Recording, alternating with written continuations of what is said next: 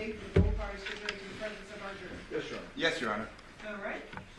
The state rested their case yesterday. Defense, do you have any witnesses you intend to call? Yes, Your Honor. We're going to call Sean O'Brien.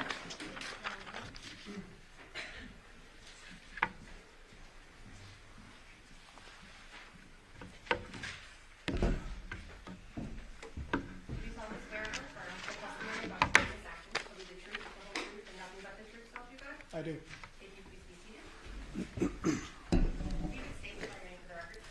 Sure. Sean O'Brien, Sean Obrien. Good morning, Miss. I'm sorry. Good morning, Mr. O'Brien. How are you doing? Pretty good. How are you employed? So I'm employed with Roll-Off Digital Forensics. Okay, and what's your position there? I am a digital forensic examiner. Okay, can you give us a description of that job? What are your duties? What do you look at? What do you do? Sure. As a forensic examiner, I look at any type of digital devices, digital artifacts, just pretty much anything that you can connect to the internet or even standalone, not connect to the internet, but it's digital in nature. And about how long have you worked in this field? Over 20 years. Okay, you want to tell us about that, previous job assignments? Give us a little bit about yourself. Sure. So I started off, I got a little intro to it whenever I was active duty in the Army. Got out of the Army, got recalled after 9/11. From there, moved on to the Air Force Office of Special Investigations Laboratory in Lithicum, Maryland. That's where I began my forensic journey, starting at the ground up from the basic taking a device and capturing it, as you saw earlier. From there, I got lots of training. I'm a Department of Defense certified forensic examiner. I also hold certifications with Cellbrite and Magnet and various other certifications related to the field. I worked there for about 9.5 years. I started off, like I said, it's technically called the imaging and extraction section. From there, I moved on to becoming a full-fledged examiner, and in that role, I was part of a child exploitation division that combated child exploitation and just all the different digital devices associated with that. From there, I went to the counterintelligence, counterespionage section and worked there as the deputy section chief. So I had a team of people under me that I mentored and taught how to do more advanced digital forensics. From that point, I went on like a little teaching circuit around the world to teach more stuff on like sexual exploitation type material.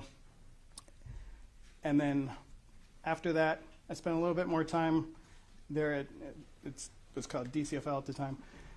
And then I switched over to Navy NCIS. I was offered a position to go start up a digital forensic lab, or restart a digital forensic lab in Naples, Italy. I was the sole digital forensic expert for Europe and Africa and backup for the Middle East. I covered all those countries. As part of that duty, I also worked in hand and on location with essentially like the special forces of the military police for Italy, and worked in a lot of like terrorism cases and stuff like that with them. I also worked with NATO, establishing the baseline digital forensics standard operating procedures so that everybody in NATO would have a baseline, because you have a lot of different economics, like there's very wealthy countries in Europe and there's not so wealthy countries in Europe. So trying to teach them how to do forensics with the bare minimum, because a lot of the tools are extremely expensive, and just teaching them how to balance the cost versus that. I spent 8.5 years doing that. I had to return to America, and I started working for the Veterans Affairs in the Office of Inspectors General. I ran the e-discovery division. It's essentially, it's not forensics, but it is in a related field, and I managed a team of people that would pull emails and do examinations and help agents and other requesting officers or parties to do audits and things like that. From there, I left and came over to Roll-Off Digital Forensics, and here I am today. All right, so now you work for your forensic company. What are some of the programs or software that you use in your role at your current job? So my primary tools are some of the ones that you've seen here. Cellbrite and Magnet are probably the top two that I use. All right, and then what about any certifications on those programs? Any training on those programs Right, so specifically? I'm certified with both Magnet and Cellbrite to be an examiner and to extract the devices, to get the device and get the information off of it and then process it and review it. And so when you're not just talking about cell phone like pictures and things like that, you can also look at locations and all of those types of things as well that go into anything with the digital forensics, correct? Correct. Cell phones are essentially databases, so it's looking at all the different databases, some that can be seen, some that can't be seen in particular readers, so you have to use different tools to get to it and look at the data inside of those databases. So I'd like to turn your attention to this case. Myself and Mr. Drastovich called you to hop on to this case and help us to go through, I believe there's 6 terabytes of discovery on this case to go through? There is a Something like plethora. that. There's a lot. And we asked you to look at a few things. What were those? So cell phones, the cell tower records, looked at the Barilla extraction of the infotainment center. So everything that has to do with the cell phones, the cell towers, and the vehicle. Okay, so right now I'm gonna turn your attention to the cell phone examinations. You were tasked to look at certain things dealing with cell phones, correct? Correct. I was primarily focused on 3 different cell phones. The cell phone of Devyn, Johnathan, and Deviere. And did you have an opinion on the accuracy of the information that was given to you? I mean, accuracy, it's the data that's on there.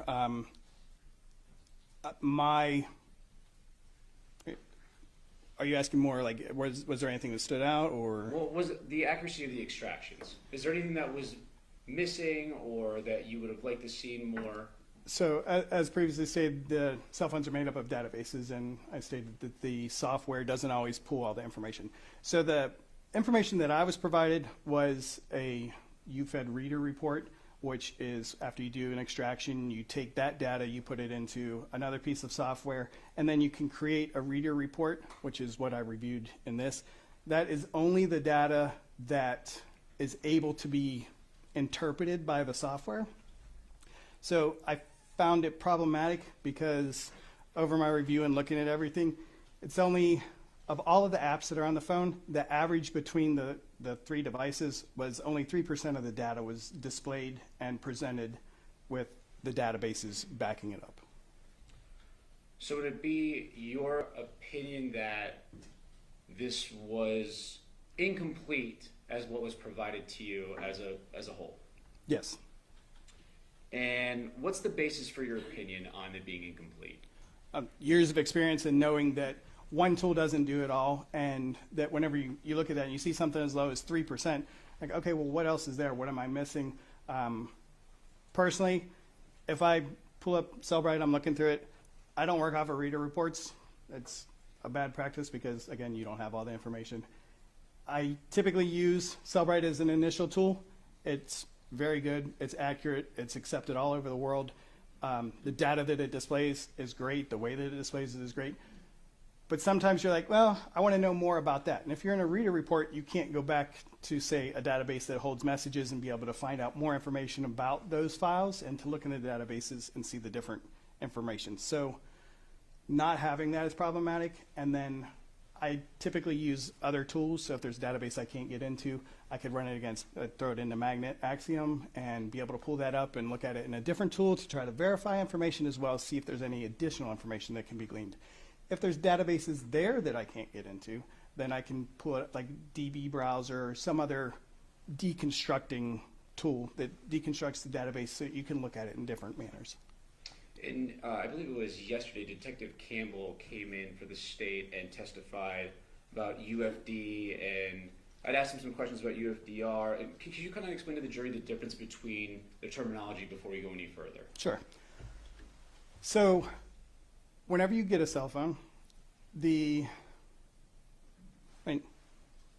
if it's all right, I'd actually like to start prior to that, if that's Of possible. course. Okay, so whenever I've been to many crime scenes and was the person that collected the digital evidence and worked it all the way to trial, as you see today. The standard procedure is to get on site. What's this case? So first of all, you have to figure out what's your scope. What are you looking at? What do you have authority to look at? What type of evidence can you get? So first thing I do is I look after all the photos are taken, because that's the first thing that happens. The crime scene investigators come in, they take the pictures, and then we go in, we start doing a search. If I see anything that's digital in nature, I stop. If I don't have a camera on me, or there's another person that's assigned to take pictures, that person would come up, or I would come up, take a picture in the state that it's in the location that it's at. And then from there, once that's been categorized and like logged down, then you would take that, secure it from being connected to any networks, so turning off data, putting it in airplane mode as a bare minimum. From there, you would then, if you're not processing it on scene, you would put it in a bag, seal it, evidence tape, do all that, take it back to the lab, take it out, and then begin your extraction.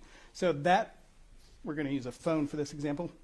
The phone that was collected, I would connect that to it's called UFED, and there is a UFED for PC, which is software that's on a laptop, and you can connect the phone up to it, and it starts extracting the data from the phone and puts it on there.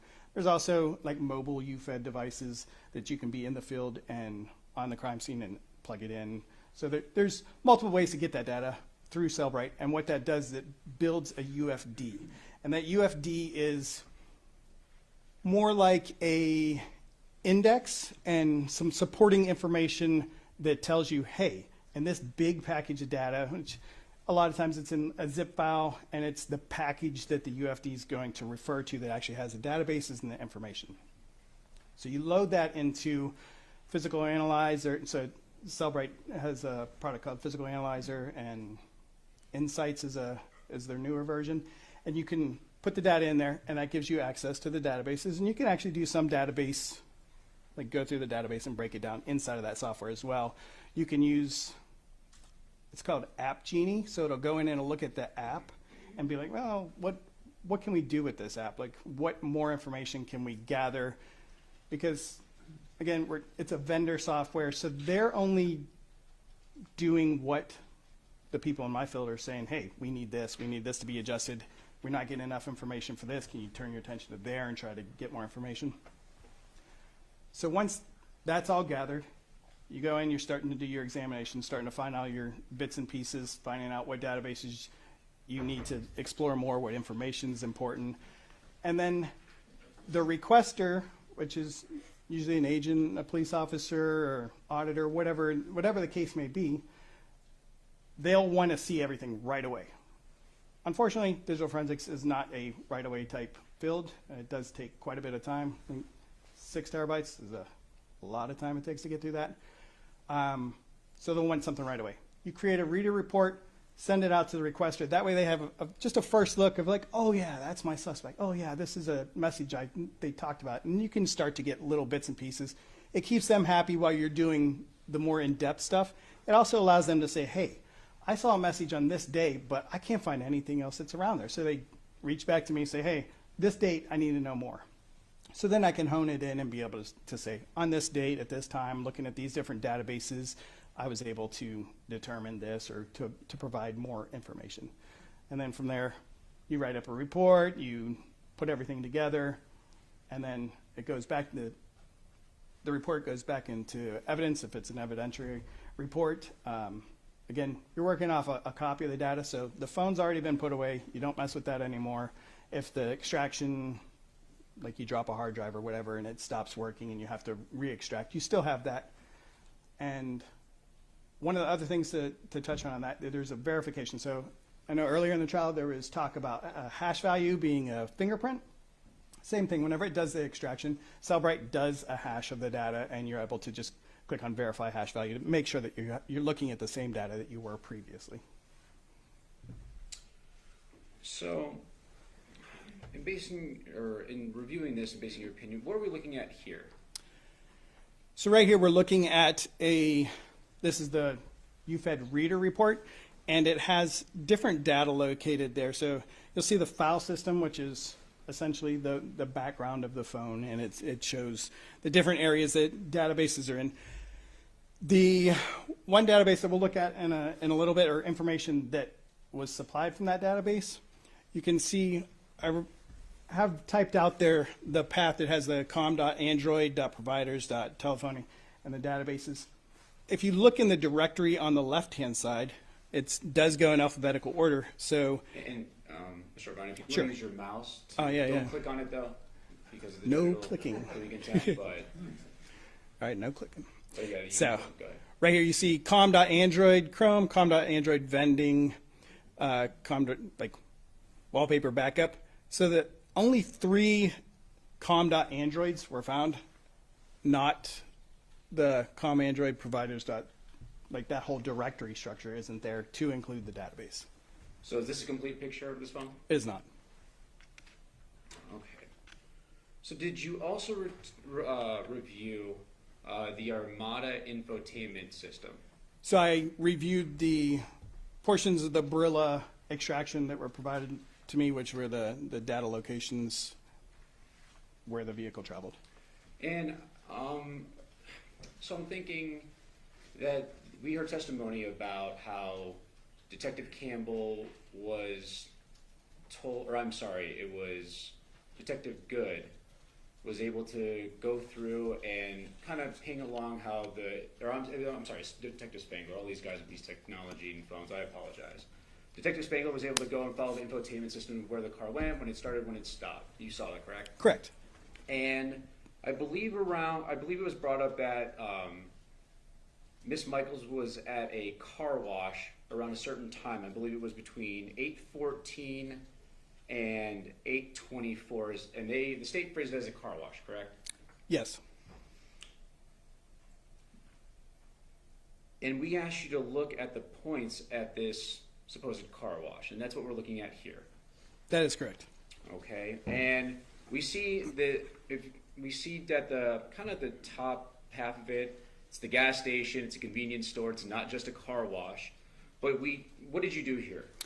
So the first thing I did was I looked here. This is the car wash. You can tell by the structure and the wet marks, and then if you do street view, you can go in and see that as well. So I noticed there's no pings along this backside or anywhere along the car wash area. I also looked at the date and times and the start-stop time of the vehicle, which also was indicative of not really enough time to get a car wash, not in the right location for a car wash. But it did show that there was activity under this canopy, which is where the gas pumps are, and is also where all the pins happen. The locations are all in the gas station area. Coming in from this side, going around into the area here, and then come out and leave that direction. And just as a side, you shut off your car when you get gas, right? Typically. Usually when you're at a car wash, you leave it on, you're sitting there listening to music. Or having to drive forward, yeah. Correct. Or neutral, let it go on its own. So, turning your attention to another item, did you review video data at 6505 Taylor Creek? I did.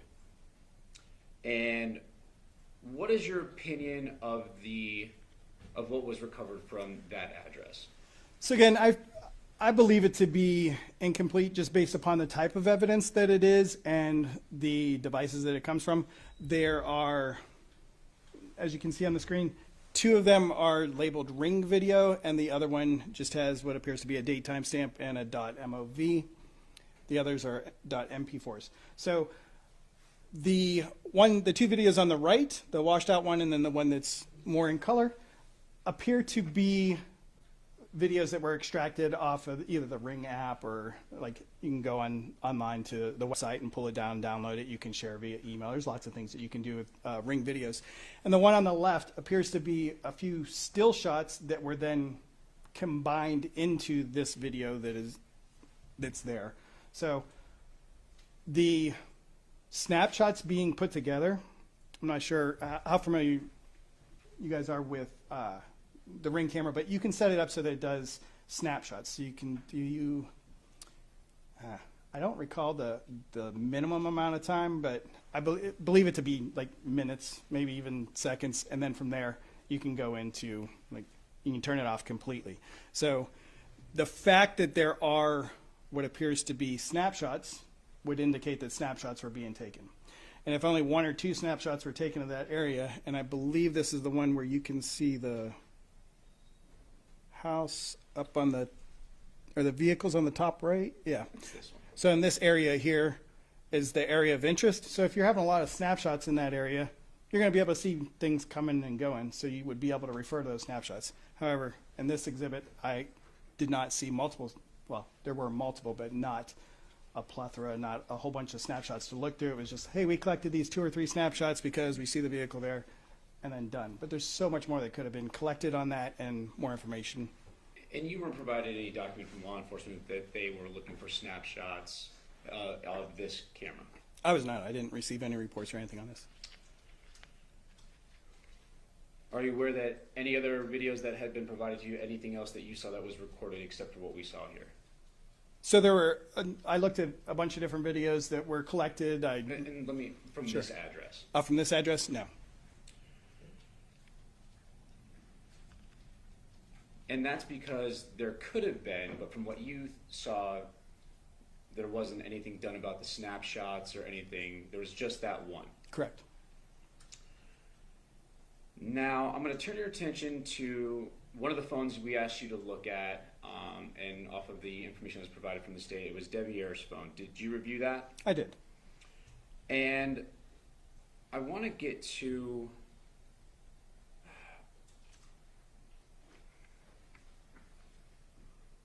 Was it a complete capture of Deviere's phone? No, same as it's previously shown. There wasn't information about every single app, every single activity that was going on? There was not. But even though we had an incomplete picture, you were still able to access some background information, some stuff from the databases that can tell you kind of what was going on. Correct. I was able to access the reader and what Cellbrite was able to pull out and look at those provided items. So what are we looking at here? So here we're looking at on 8/6/2023 at 10:36 at night, there is communications, an instant message that was outgoing from, we're looking at Deviere's phone, so the outgoing would be the from, and then to the phone number related to the device of Devyn. So from Deviere to Devyn, their devices. It says, see you when you get back, I'm going to sleep, girls. So it's part of a text message. And then there's an incoming call at 10:58, which appears to be from Devyn's device to Deviere's device. And it appears that the call was taken and was 44-second long phone call. The last item is at 2:12 in the morning on Deviere's phone. There was part of the Android messaging here. There was a icon, so whenever you save a contact, you can add a picture to it, and just so whenever you look at it, it pops up, has the picture. So this is a picture like that. And this is a little bit more information on that Correct. icon. Same one, it just different slide. Same timestamp. Same timestamp, date. same messaging, same area. And this is just a close-up of the photo of the contact. It is. So it shows that there may have been some activity going on at that phone around that time. Correct. Now, in your experience and investigation and the roles of your work, gaming systems and other devices, not just cell phones or computers, but anything with hard drives, anything that's able to be communicated over, that would be important, correct? Correct. You would be collecting those things as you go through and see what's at the scene. Correct. Depending on what the crime is, depends on what you collect. In a murder case, you're going to collect pretty much everything you can. You can do some field assessments and be able to look and say, well, you know, this device is dead. It's one of the examples was a really old, like, Nokia bar phone from in the early days. And if you're dealing with a crime right now, there's no power to it. It's stuffed in a box in the back corner and like in a storage unit or something like that. You might not necessarily take it. I mean, you could, but it's more, all right, well, we know that's there if we ever have a need for it. But in general, if you're doing what's considered a major crime, which murder falls under, you're going to want to take as much digital evidence as you can until you start getting more information. Because in the beginning of an investigation, you don't really know what's going on. You're trying to collect anything that may have evidentiary value to later be examined, or if something comes about the investigation, you have that preserved. Correct. And even in this case, so there was an additional cell phone, I believe it was Devyn's cell phone, that was, okay, this is too old, the activity is too old, it's not really relevant to the specific focus point of this investigation. So again, collected as it should have been, reviewed, not relevant, set it to the side. So here's a picture. It's one of the exhibits that has been admitted for the jury to look at. Just looking at this picture, do you see anything here that of evidentiary value that would bring you to preserve some of this stuff? So I see two items in here that could potentially hold additional information. There is a Xbox on the... And I prepared it a little bit here just for you. So it appears to be an Xbox here and then a Nintendo Switch here. And the significance of that is that both of those devices you can chat with people. You can communicate. There's multiple ways that you can do that. One of them you'll see in a little bit, like Discord is a really big gamers app. A lot of people that use Xboxes also use Discord as a communication method if the game that they're playing or whatever doesn't have it embedded, or if they just want to save speed or data just to make things more efficient. But even in like a Nintendo Switch where you can switch out data cards to store things and add more games, or even Xboxes with hard drives to plug in for additional space, it can be just a normal hard drive. Those are things that you'd want to look at and see if they were there. Absolutely, and they connect to the internet and you can browse the internet as well, so potential for communications that way on top of chat applications. So going to other things that could have been looked at here, what are we looking at on this exhibit or this slide? So this is showing that the Discord app was purchased through the Play Store on Deviere's phone, and it looks like 4/27/2023 is whenever it was installed. So it just shows that an additional chat application was on his phone that is also found on gaming systems. And Discord, I know you kind of briefly touched on it. I'll let you explain that because you're more well versed in that. Can we just go through again for the jury what that is? One more time, please. What Discord is? So Discord, a chat application, you can have it on your phone. There's multiple places that you can hold that, and it allows you to communicate back and forth via voice or text.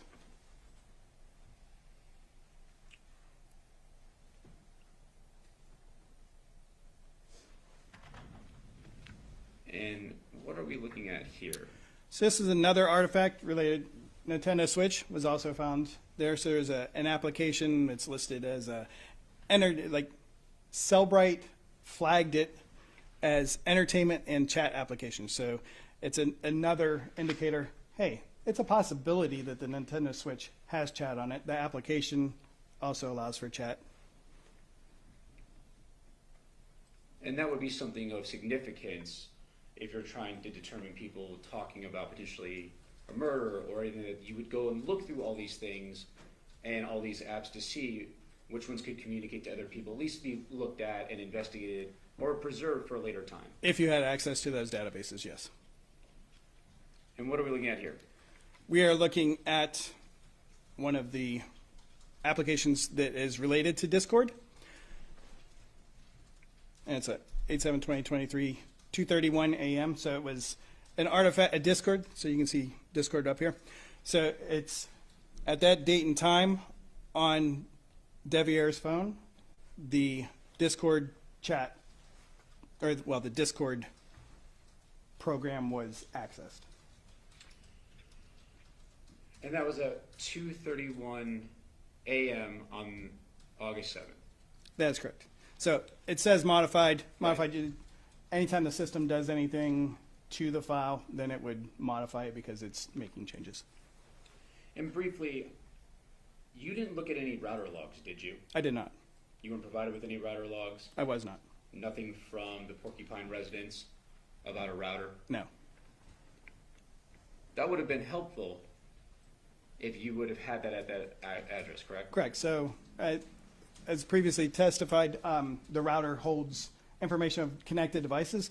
That's really important, especially whenever you're looking at an investigation like this, because if you know what devices have been connected, then you know what devices you don't have, or you can verify the devices that you do have. So you could look at it and be like, well, 6 phones show up on here, but I only have 5. Where's the 6th? And some of these artifacts that we've seen, this could all be indicative of activity on either the phone or gaming systems. There's something going on, but we just don't know because we don't have the full picture. That is correct.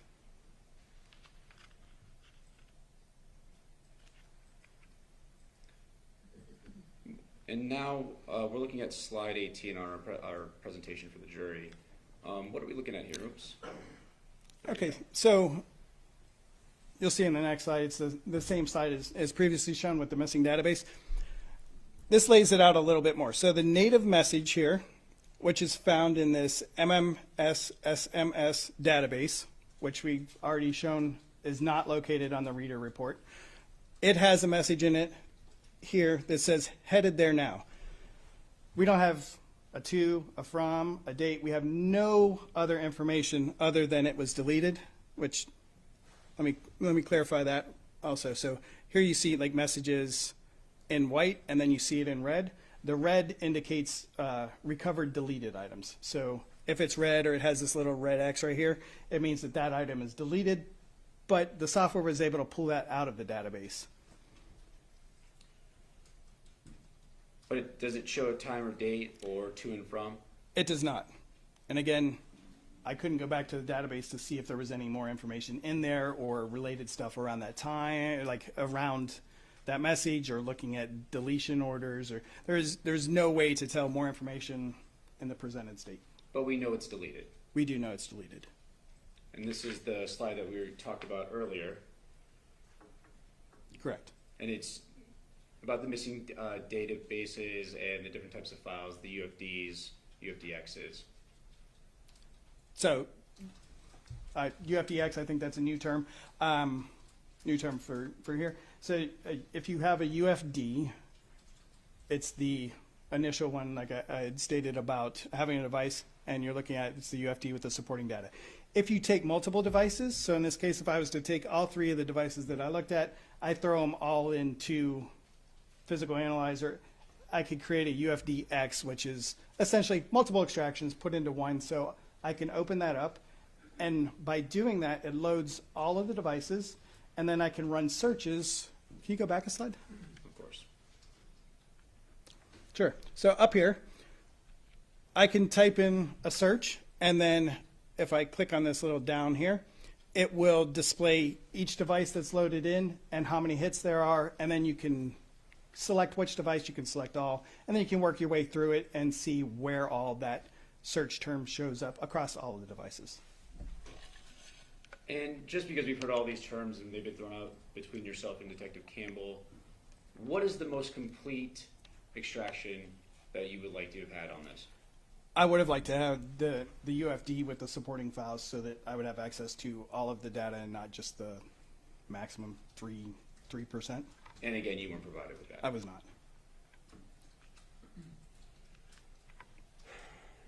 Now, when we asked you to review, yesterday we heard from Detective Campbell about it was Detective Good at the cell site location. It was a couple days ago. They said that they only looked until 9 a.m. at that time. That is correct. And we asked you to look a little bit further, give or take on both sides. And did anything stand out to you? There was a location I was like, oh, this looks interesting. Maybe want to take a look at it. Again, I don't have much more information other than the location at the time that was shown.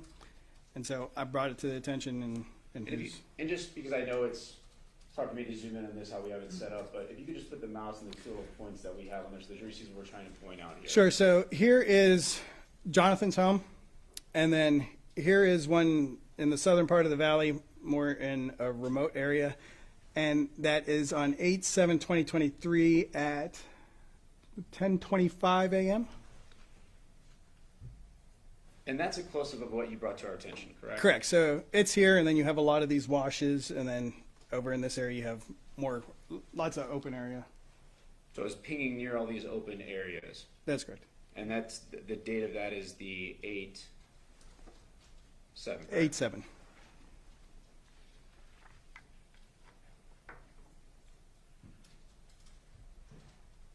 In your review of this, and I know I've hit this a bunch, but this is not complete. It is not. There's more out there that could have been done. Absolutely. And some of the things that we've brought up, these are things that we would have liked to know more about, we just couldn't get into. Correct. That could have helped us. Correct. Court's indulgence. Ask the witness.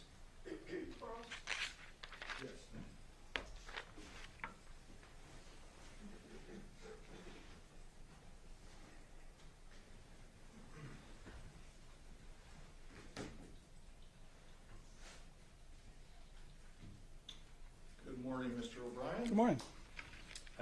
We just met outside in the hallway. We did. Thank you for your military service, sir.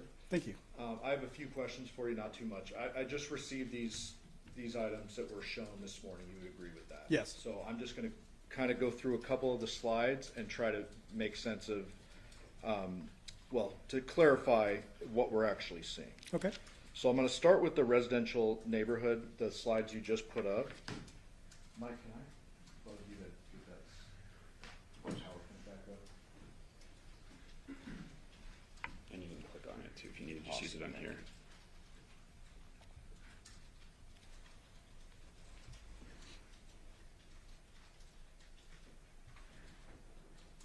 Yeah, perfect.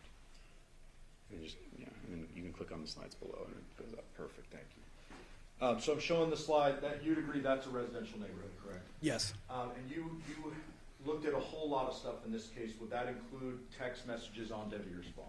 It would. We got a bunch of text messages after 9 a.m.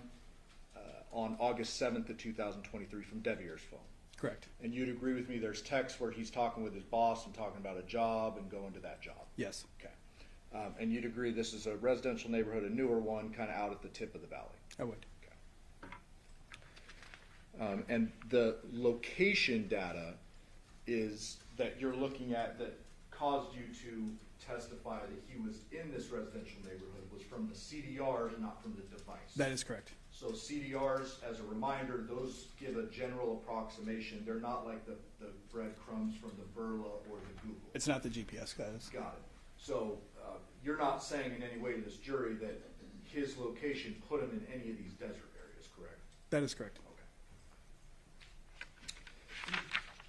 Okay. You indicated earlier that you reviewed not only the DFLs, which were the actual phone extractions, but you also reviewed the CDRs and the Burla, correct? That is correct. Did you also review the Google, I did. the geofence stuff? Yes, Okay. I did.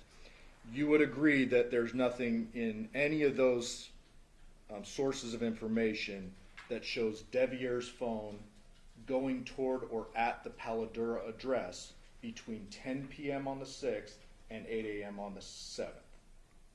That is correct. Okay. You would agree that all of those things show the defendant's device, car, and everything at the Paladura address until 2:04 a.m.? That is correct. So the Google data is separate, and that was a geofence, Yes. right? And you're familiar with the steps and Google's privacy and I am. all The that. obfuscated numbers and doing the 2-3 steps. Right. So just to narrow it down and like simplify it, a geofence is actually placed on around the home, the Paladura home, and says, the first step says, show us what devices are at that home, but they give general numbers. Correct. And if I oversimplify it, you can tell me. It's good. Okay. That works. And so, in this particular case, it only showed the defendant's device at that home. Well, it showed multiple, but once you select which one you want that's of evidentiary value, and yes, that was one of them. And that would be Yoko's, Yoshida's, and Jonathan's were actually there too. Yes. Yeah, and nobody else's.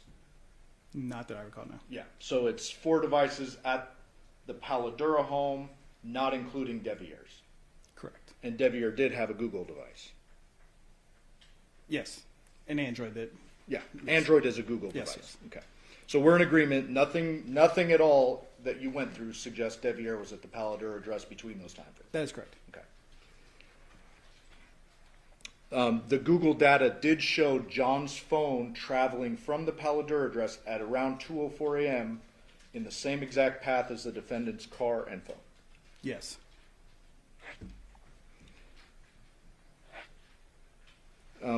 Real briefly on the car wash.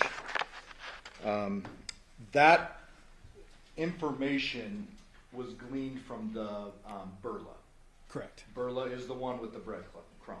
Correct. It does the GPS locations, which is the most accurate. Got it. And that shows the Nissan going to what appears to be the gas pumps, not through the car wash. That is correct. We're in agreement. Okay. And that would have been about, correct me if I'm wrong, I think 8:30 in the morning? Yeah, I don't recall. Well, it's back a few slides. Okay. It's after the body's discovered. Yes. We agree there. You would agree that people can hand wash their cars, correct? Correct. And there were several hours before homicide detectives made their way to the Porcupine Rim address. Yes. So, doesn't look like she went through the Funnies car wash? Yes. Correct. Fair. Okay. Briefly on the ring videos. Were you here? Because I've seen you a couple times. Were you here when the detectives talked about those videos? I'm not sure if I was in the courtroom or if Okay. I was watching from another location. I'm not going to try to recite what they said about the videos, but simplifying it, they basically said, we got what the homeowner gave us. Correct. Okay. You're not suggesting to this jury in any way the cops lied about what they got. No. Okay. We're in agreement there. Correct. They got what they got from the homeowner, and there's 3 clips, one of which looks like it's like motion picture basically. It's like stills one after another. Correct. Which all video actually is, Technically, yes. right? And you would agree with me that homeowners or people who have ring cameras, they can change the sensitivity settings on their device. Yes. If they don't want to keep getting annoyed with every time a car drives by, they can lessen the sensitivity just to kind of encapsulate their driveway. You can set up boundaries. You can set up. There's lots of different settings. Yeah, there's a ton of different settings. Correct. You would agree that in the videos from that same camera at night and in the morning, it appears Deviere's vehicle is in the same exact spot. To the best of my recollection, that is Okay. correct. And on top of that, there is video from the entrance, the only entrance and exit a vehicle could go at the Porcupine Rim address. To my knowledge, that is correct. Yes. And that is continuous recording. That's not a motion camera. I'm not aware of the settings. Okay. There may have been testimony about that. Sure. Fair enough. So I want to get to slide 10 and, well, Do you want me to help you? You just go to the bottom a little bit okay. and slide it over. Thank you. Slide 10. So the 3 rows represent an instant message, row number 1, an instant message, from Deviere's device to the defendant, see you when you get back, I'm going to sleep, girls, correct? Correct. The second one is an incoming call at 10:58 p.m. from defendant's phone. Correct. And that one says 44 seconds. That is correct. The third one is an image that you brought up today on August 7th at 2:12 a.m. That is correct. And I believe the language you used was, I wrote it down somewhere.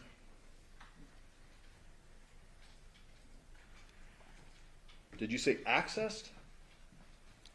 What, just tell us, what does this mean? Like this? So that particular picture, the PNG, was the device accessed that. I don't have more supporting information about anything else that was happening at that time, again, because I don't have that database, but something was done with that particular file at that particular time. Got it. So we understand though, when you use that terminology, are you saying the device accessed it or a person accessed it? Unable to determine. Okay. If I can say that like the device shows that there was some sort of activity on that. yeah, and just so we're clear, a device can do things in the background, can access, can cache, can do all these different things, correct? Yes.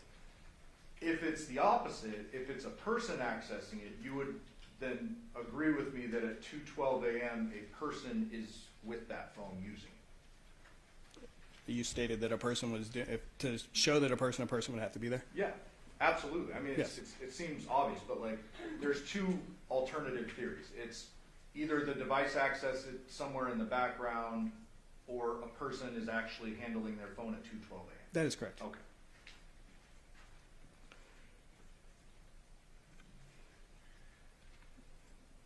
Go to the gaming system.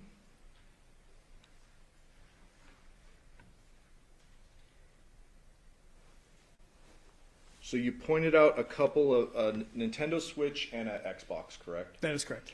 And there were, to your knowledge, no gaming systems found in the other home, the John's home.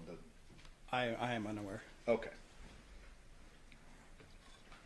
I guess the pictures of John's home will speak for themselves when it comes to that. Correct. You're not taking a position on that. Do you know if the defendant had Discord? I do not know.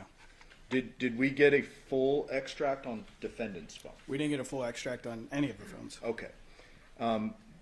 What is it that allows you to get a full versus a not full? So the initial extraction that I talked about, the UFD, is the extraction. What we've been presented with was the UFDR, which is after that extraction is done, then you can either select all or you can like handpick what you want and then create that reader report. Okay. But to clarify, when you're selecting all, it's all the data that piece of software at that time is able to interpret and put into a report.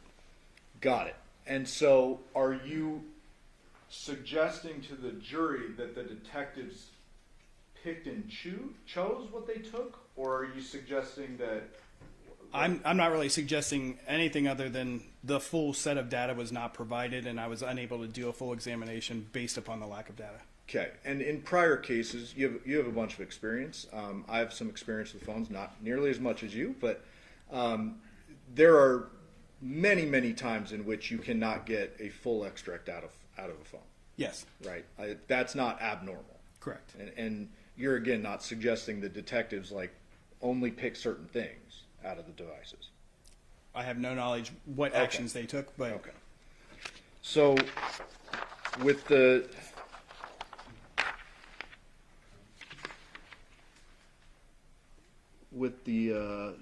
text here on slide 18. Okay. You said this is an artifact with no other information at all.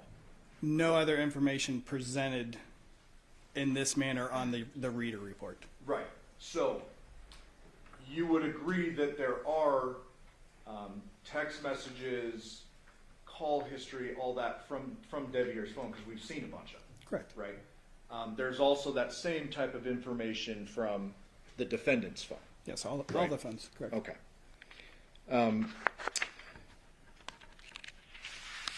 The text history for Deviere's phone goes back years, right? It's quite far, yes. And he has a bunch of contacts saved in his phone like we all do, Correct.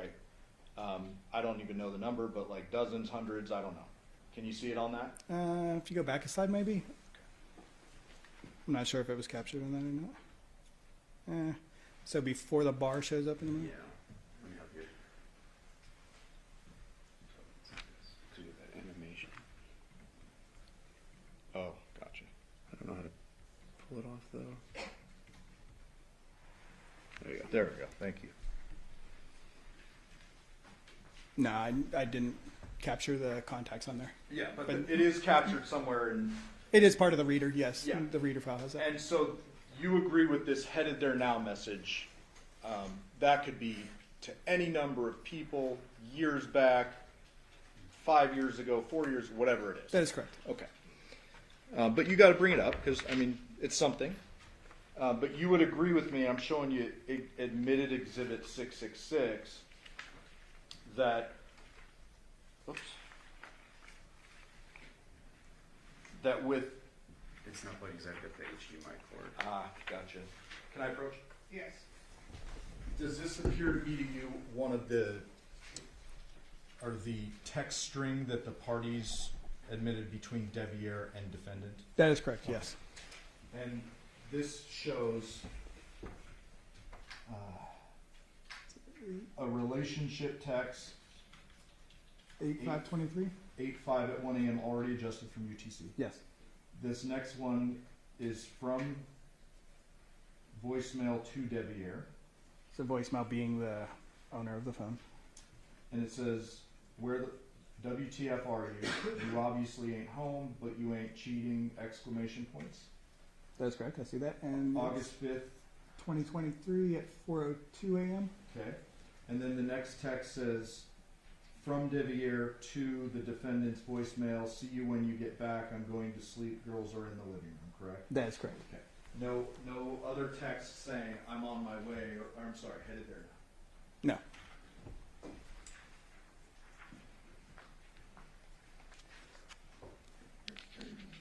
The CDRs are completely separate from the device. That's the phone company keeping That is record. correct. And you would agree with me that there is absolutely no record of a text message after the one where he says, "I'm going to sleep," going to the defendant's home between whenever that was,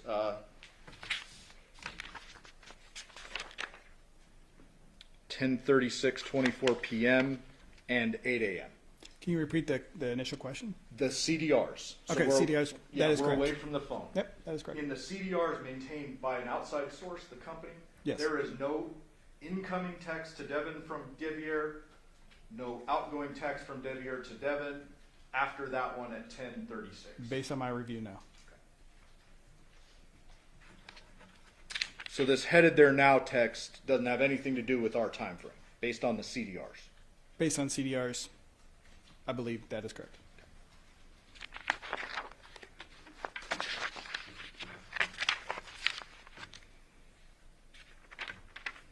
Just make sure I got through all of them.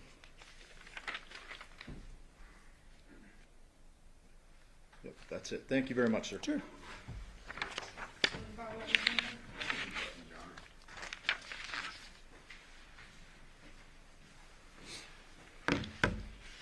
Just to touch base on the picture being accessed and the gaming data of, I think it was, what's that, a Discord? There was activity the morning of, or the early hours of August 7th. That is correct. And do you know if Deviere had his phone on him? I wasn't there. I don't know. Yeah, we don't know either. Now, the state brings up the Funny's car wash. Let me pull this back on this slide.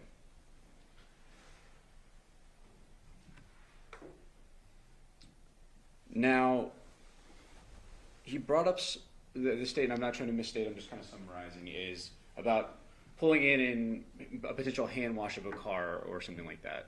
You remember that question? Yes. Now, the car turns off at 8:17 and turns back on at 8:21. Does that sound about right? It does, yes. Nissan Armada is not a small car. It's not a Honda Civic. It's not a hatchback. It's a pretty big car. Correct?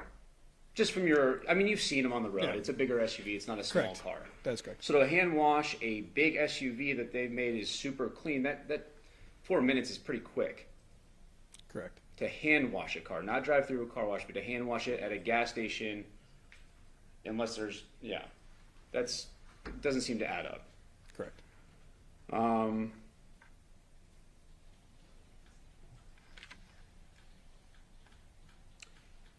When he asked you about the ring cameras at Porcupine, Mr. Giordani asked you about the cameras in and out of the development. Remember that line of questioning? I do. But we don't know if any person was walking around, say, hopping a back wall on a side of the house. We don't have any of that, right? I did not see any of that, no.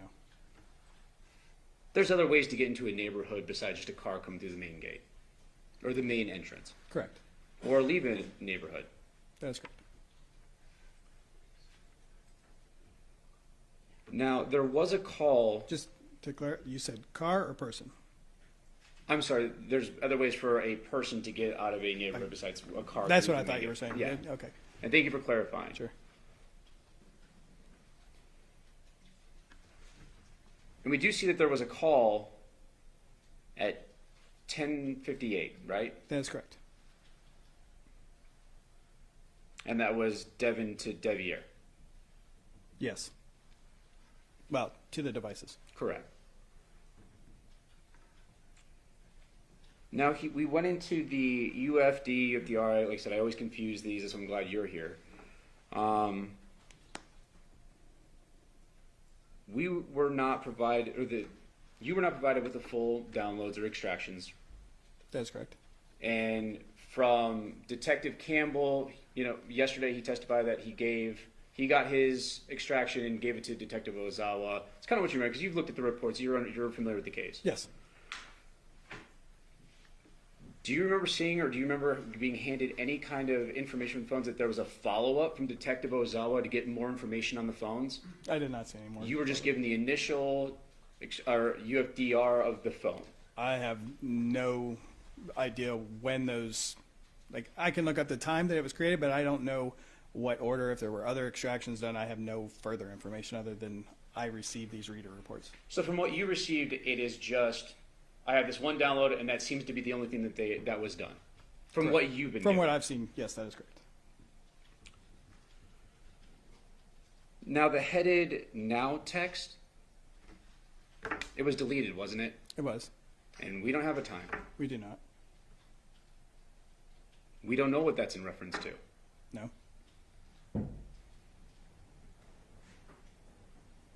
And going back to the ring cameras at Porcupine, or from the address, there's so many. The Taylor Creek address, Okay.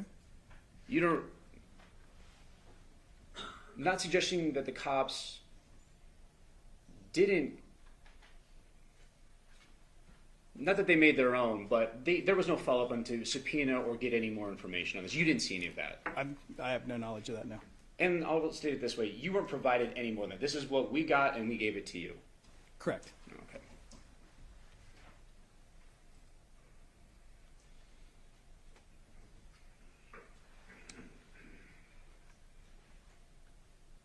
And just going back to this picture of one of the last pings on Deviere's phone, the state suggested that there was this, he had this work schedule, which it's been throughout the course of the trial. There's been testimony that he had to work, that morning, and he went. But were you able to confirm that by any text message you looked at through the phone? Nothing popped out to you. No, nothing stood out to me.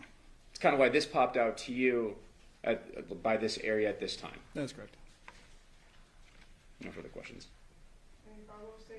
Yeah, I have to apologize.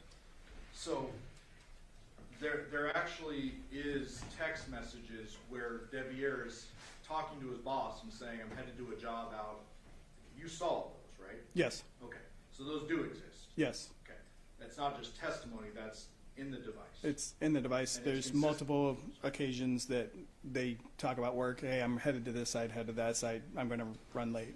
That morning, August 7th. I don't recall specifically. No. Well, I can show you. Okay. Can we agree overall that you went through these devices like with a fine-tooth comb? No. I did the best I could in the amount of time that I was provided Okay. with the data that I was provided. Okay, fair enough. When you go through this, I mean, you're presenting everything that stands out to you as like, this is fishy, or this is something I would bring up, or whatever, right? Correct. There's nothing you left out that was something you were like really interested in and didn't present to the jury? No. Okay. So,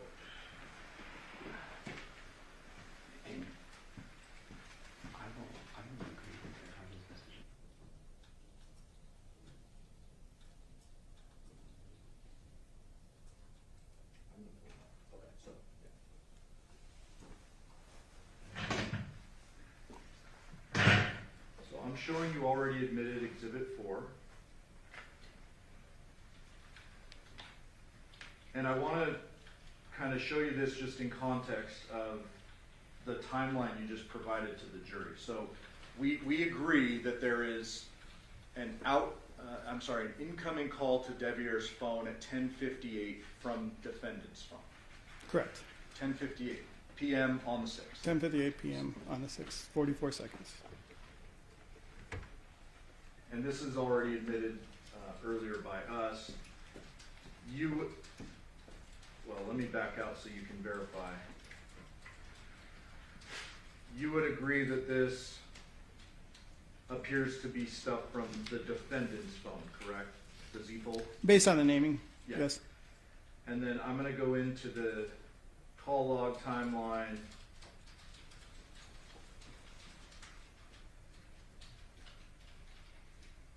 And you can see that 10:58 p.m. outgoing call from the defendant's device to Deviere, correct? Do you see that? Yes. And then as it goes on, there appears to be a bunch of missed calls from Michael's home. That is correct. What's labeled as Michael's home? Right, but it's a different device from Deviere. It's a Correct. separate number, yeah. Correct. And some of those went to voicemail. Yes, that is correct. I believe 3, maybe 4. And you're aware we can recover those voicemails, and we in fact did. Absolutely.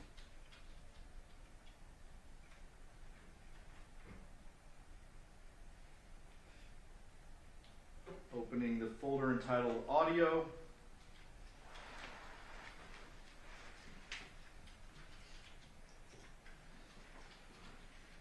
Do these appear to be the 3 recovered voicemails? Yes, it does. And these are after that 10:58 p.m. call from the defendant to Deviere, correct? Correct. It appears to be about 11:13, 11:18, 11:21. And if I click on this, is that going to play the audio? I hope so.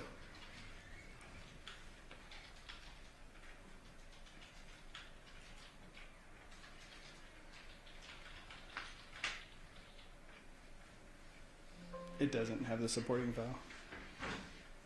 Yeah, I did this before, and I think I have to open it in a different one.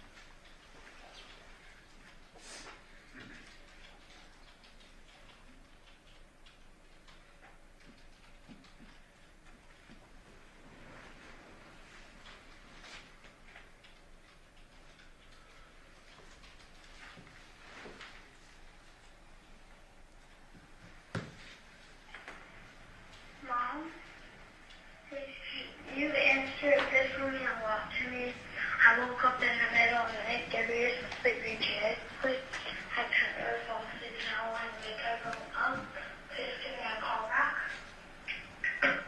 Did you hear that? I did. You familiar with that? I am. That sounds to be a little girl's voice. It does. And she's saying, Mom, Deviere's asleep. I woke up in the middle of the night.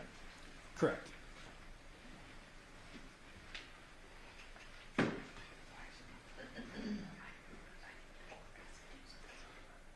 Victoria, can we somehow move that up? Because I have the represent on. I don't know why the audio's not playing over here.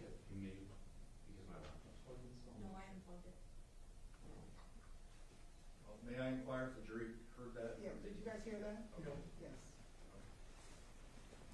And Mr. Giordano, if you wanna put the laptop next to the microphone, it may make it louder. That would make sense, wouldn't it? Yeah. You know.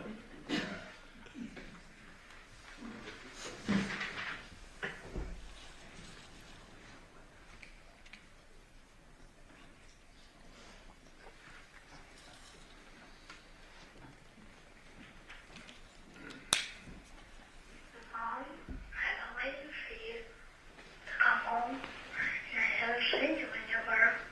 So, if you could, please give me a call. I'm very worried about you. I'm very scared. I don't know if you got in a car accident or any certain things. And I'm getting very worried. Please call me, please. Everyone's asleep. I woke up in the middle of the night. I can't fall asleep. I've been trying to get everything prepped for school tomorrow. So, the rear's not down, today's not down. I can't fall asleep. He's been telling me what you got here to everything. You said you were going to get some medicine. And then you never got any. So please give me a call back. I'm very worried. That was voicemail number 2. Sir? Yes, that is correct. And you heard the little girl's voice say, everyone's asleep. I woke up in the middle of the night. Yes, I did. Deviere's knocked out. I don't think she said that, but Okay, well, I'll play it again. Mom, I've been waiting for you to come home, and I haven't seen you anywhere. So, if you could, please give me a call. I'm very worried about you. I'm very scared. I don't know if you got in a car accident or any certain things. And I'm getting very worried. Please call me, please. Everyone's asleep. I woke up in the middle of the night. I can't fall asleep. I've been trying to get everything prepped for school tomorrow. So, the rear's not down, today's not down. I can't fall asleep. He's been telling me what you got here to everything. You said you were Did going you hear it that time? I did. Thank you. Sure.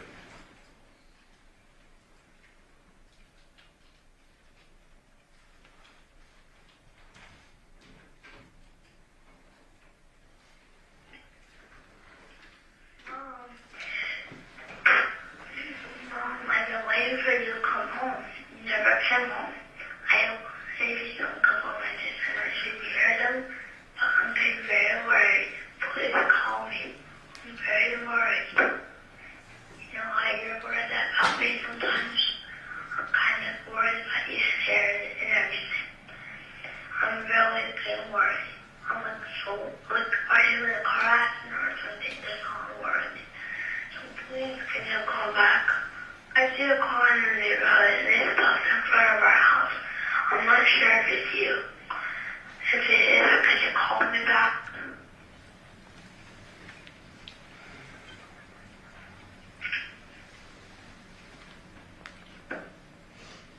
And that was voicemail number 3. That is correct. And then if we back out of that, we go to the report. That would have been, for the record, 11:13 p.m., 11:18 p.m., and 11:21 p.m. in that order, right? That is correct.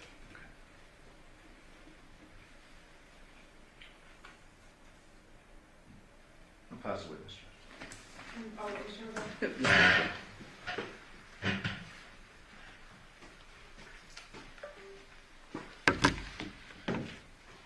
Those messages were around 11 p.m. is what you recall.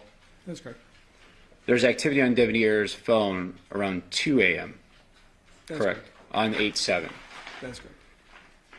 And on one of the voicemails, it talks about a car out front. Is that what you heard? Yes.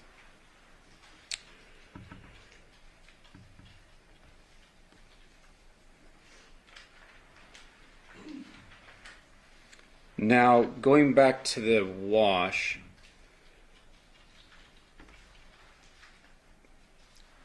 the state brought up about his work schedule. Do you remember reviewing any messages between him and his boss regarding that morning?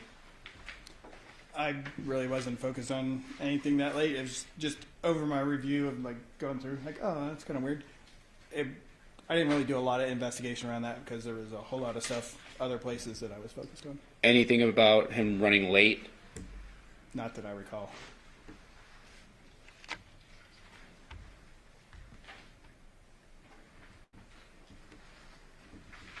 And we saw those artifacts on the phone around 2 a.m. with the Discord and the photo. Correct. And we can't. The photo, yes. I'd have to see the Discord one again to verify that time. Pull it up. Looks like Discord was 2:31. Is that? Am I? Sorry, I have it's no not plugged reason in. to dispute I'm that. sorry.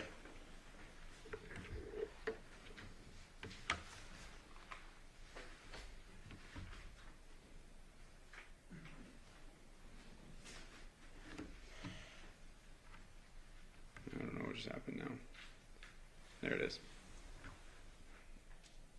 2:31 a.m. Discord. That is correct. On 8/7.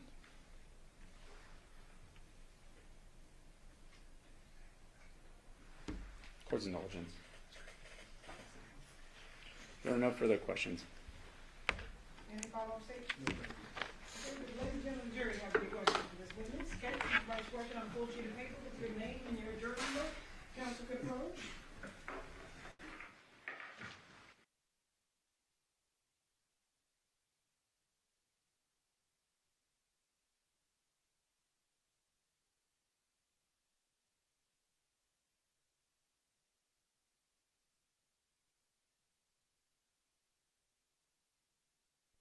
Does the Discord photo at 2:31 a.m. show someone accessed it from the Porcupine home? There is no indication of where that came from. I'm sorry, no indication. No indication of the location of where that came When you look at the Burla data, did Burla show Devyn going straight into her neighborhood and to her house? One more time, please, ma'am. When you look at the Burla data, did the Burla show Devyn going straight into her neighborhood and to her house? I believe I need further clarification, like what time frame, or if that could be clarified more. I have to read it directly Okay. as they look. Was there any stops in her neighborhood? None that stood out to me now. When using chat applications such as Discord or others, if the phone is set to show notifications, will this create activity records even if the phone is not being used? Yes, it would. It houses it in a database, which again, I didn't have access to that database. Okay. Mr. Horvath, any follow-up based on your questions? Court's indulgence. Okay.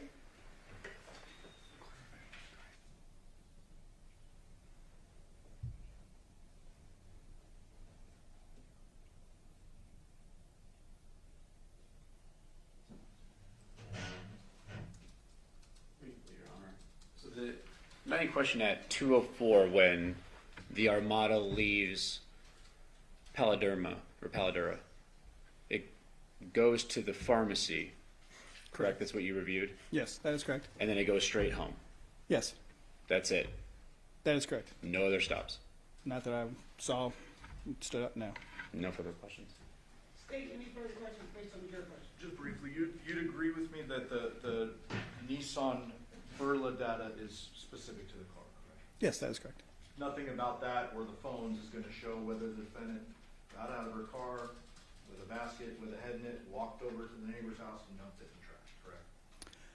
Potentially, Barilla could pull information about weight distribution and like you know how if you're in your car and it says, hey, there's something in the back seat, make sure to check it. Potentially that could be there. I didn't see any. Only information I got was location data. So human head weighs about 8 to 10 pounds. We agree? Sure. If a doctor testified to that, we can agree. Sure. Are you saying that the Burla would show an 8-pound differential? Or I'm not really sure. I mean, it's dependent on the car, so I don't know what the setting is on the car, but it's possible. okay. So you have nothing to suggest that the defendant's car stopped anywhere else? That's correct. We've already talked CVS and then, yeah. correct. And she can, whatever she did after she got out of the car, you have no evidence of that? That's correct. Thank you. Pastor. Just real quick, in cars, seatbelts. In the newer cars, this car looks like it's a newer car. Sometimes when someone is less weight, it says buckle the seatbelt, or they shouldn't be there. You've seen those at mornings, right? That's correct. Do we know if this car had this? I don't know. I was not Didn't have provided a full- information. And then just like the car, if you don't have your cell phone on it, you can't track that person if it's that person's phone if they're supposed to have it on them. Say one more time, please. You can't track a person by their phone if they don't have their phone on them. That's correct. Thank you. No further questions. Any follow-up statements? No, thank you. Do the ladies and gentlemen, do you have any further questions for this witness? Okay, seeing no responses, you're excused. Thank you very much for your testimony here today. Thank you, ma'am. All right, ladies and gentlemen, we are going to take one brief recess for the morning. During this recess, you must not discuss or communicate with anyone, including fellow jurors, in any way regarding this case or its merit, either by voice, phone, email, text, internet, or other means of communication or social media. You must not read, watch, listen to news or media accounts or commentary about this case. You must not do any research, such as consulting dictionaries, using the internet, or using reference materials. You must not make any investigation, test the theory of the case, recreate any aspect of the case, or in any other way investigate or learn about the case of your own. You must inform or express anything regarding this case so it's consummated to you. Ladies and gentlemen, 10:25 will be a recess to 10:40. All rise for the jury.